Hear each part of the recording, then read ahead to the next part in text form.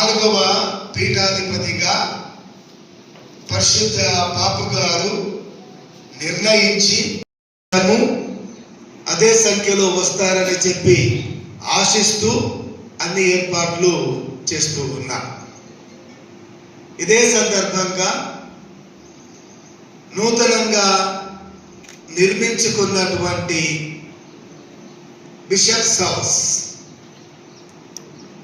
ఆ రోజు ప్రారంభించి ఆశీర్వదించి అధికారపూర్వకంగా ఇక అప్పటి నుండి దానిని వరంగల్ నేత్రాసన గురువులకు, మఠవాసులకు, విశ్వాసులందరికీ అది ఒక కేంద్రముగా ఉండబోతూ ఉంది.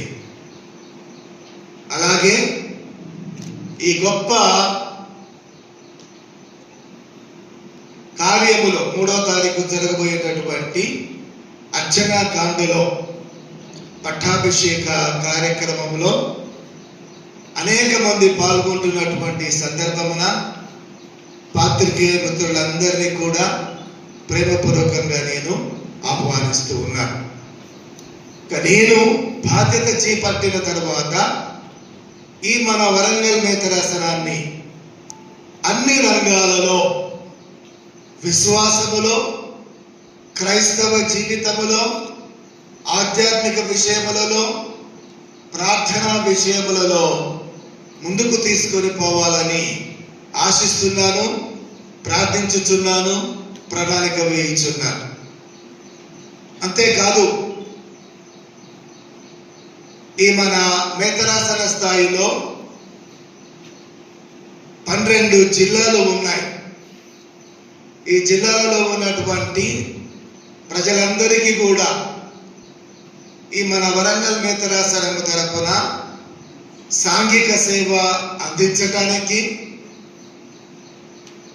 విద్యాపరమైన సహకారాన్ని అందించడానికి, వైద్యపరమైన సహకారాన్ని, చేయుతను అందించడానికి మనకు అనేక సంస్థలు ఉన్నాయి.